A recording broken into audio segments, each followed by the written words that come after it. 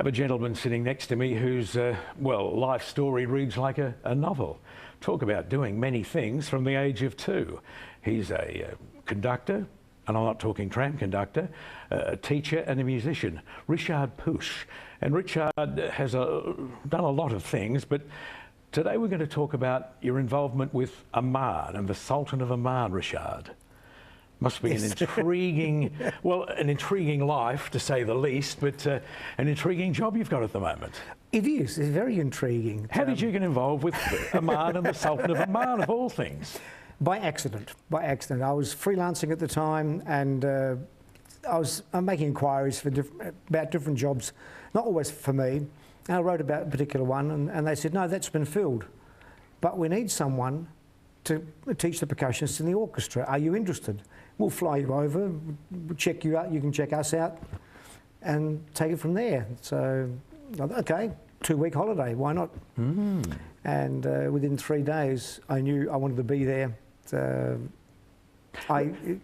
Let's go back to 1987, when the Sultan, I think it was 87, decided he wanted an orchestra in Oman. He did. So how did he go about getting musicians? The most amazing way. He advertised in the whole country, and he simply asked people, do you want to be in an orchestra? And these are people, they didn't know what an orchestra as such was. A Western orchestra meant nothing to them.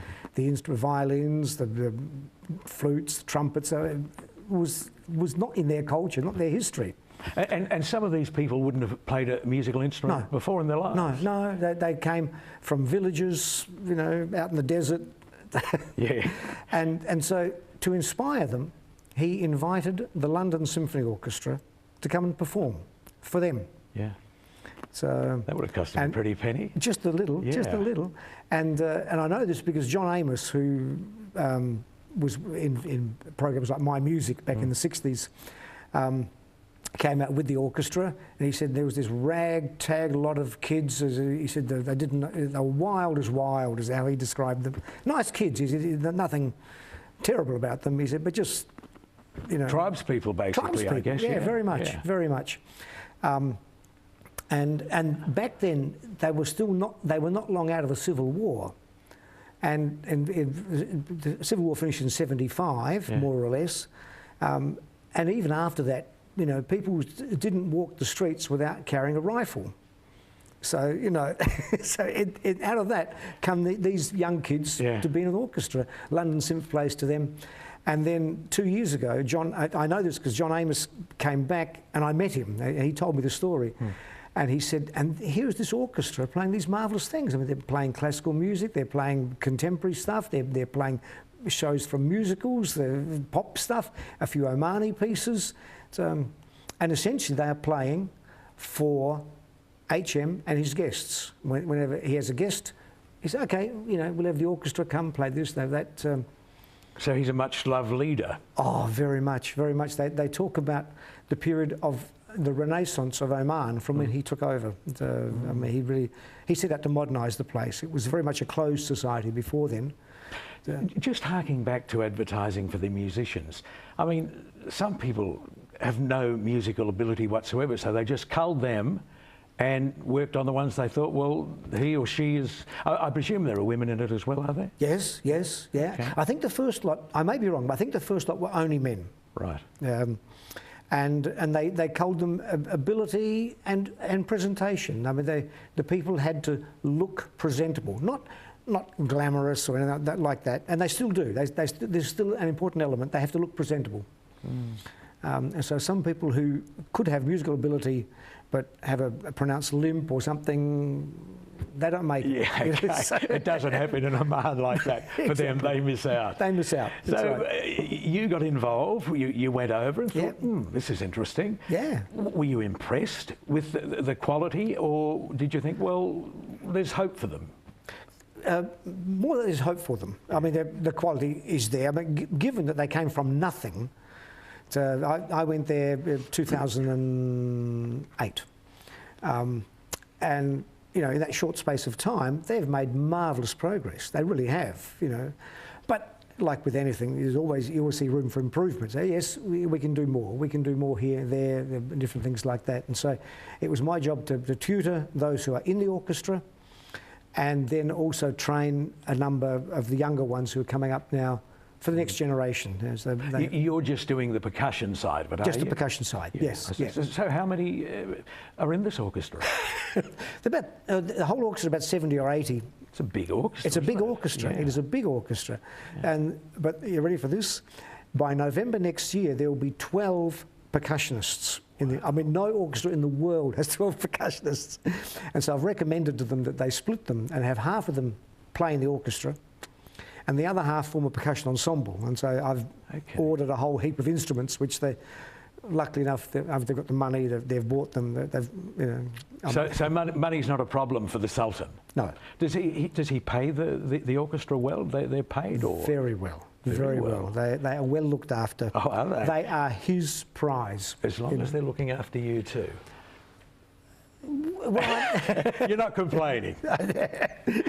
Look, I'm not retiring on what I get, but I enjoy the life.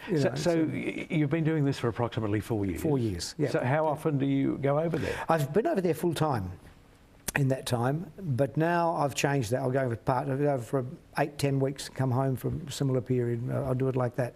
Do you enjoy it? Oman, I mean. Oman, I love it. I love it. And I love it primarily because of the people.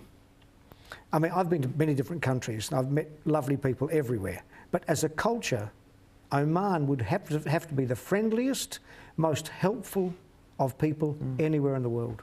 I mean, I could bore you with stories about, I'll give you one example. My partner and I, we went looking for some material. We weren't quite sure what it was that we were looking for. We know now, but back then we weren't exactly sure. And we didn't know where to go. We looked in different places, and finally in one place someone said, well, what are you looking for? So we tried to explain it. He said, oh, I'm not sure what you mean, just a minute. So he called his brother, and the brother called a friend who drove in specially to find out exactly what it was that we wanted, gave us the directions, and then said, here's my mobile number. Any time you have a problem, night or day, call me. And he meant it? Yeah, he meant it. And he meant it. And I've got a stack of phone numbers on my phone from people who've done similar things. I mean, it's just, it's just, they cannot do enough. They cannot do enough for you. You sound like you've got the perfect job. Yeah. Life is good. Life is good. You have some instruments here. One there is your favourite, the Omani drum. Well, this one, normally it's about that wide. Right. But I had it cut down so I can hold it more easily in my hand. Sure. It's just, they use it a lot to accompany their dancing.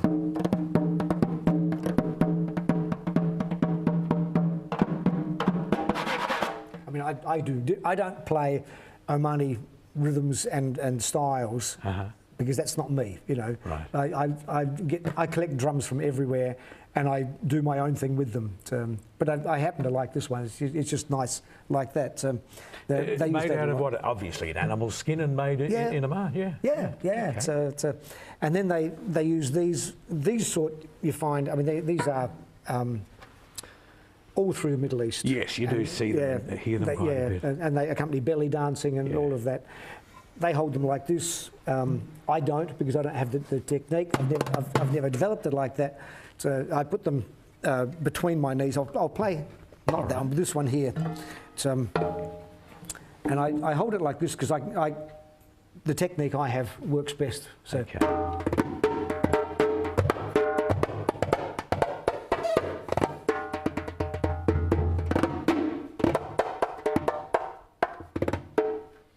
Big variety of sounds, really, isn't it? There's quite a bassy sound and quite a high-pitched sound. I mean, I enjoy.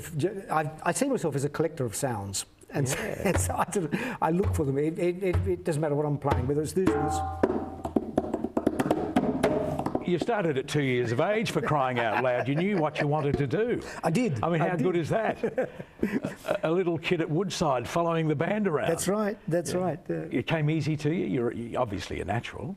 Well, I think so. I've never had a problem with it. I've never understood why there should be a problem with it. Oh, well, I don't fit into your category, I'm afraid. We could talk for hours. It's an intriguing subject, especially about Oman. But one thing I must ask, the music they play, is it their local music, or it's everything from all the great composers? Everything. Everything. Everything, yeah. So the Beethoven, Tchaikovsky, Stravinsky, they've done, you know, Strauss, all the Strausses, Bach, you know, Mozart, all of those. But then Lehar, Franz Lehar, Lerner and Lowe, Rogers Hammerstein, they've done that as well. Popular classics, classical popular stuff. And they've taken Omani pieces as well and arranged them for orchestra, which is difficult to do because, of course, they use quarter tones. Oh, so I have no idea what a quarter tone is, but it sounds pretty difficult. Well, essentially, if our two notes that are closest together are a semitone apart. Okay. And halfway between is where the quarter tone would sit. Right. So until you get used to it, it can sound out of tune to the Western ear, you know. I mean, in India, they use them use quarter tones also on the sitar, for example, you know. Yes. All the variety of sounds there. Oh, you live and learn all the time. Richard, thank you for popping in. It's been intriguing to talk with you. Ryszard Pusz, who is, well, at the moment working in Oman, and it's been wonderful to talk with you, Richard. Thank you. Thank you.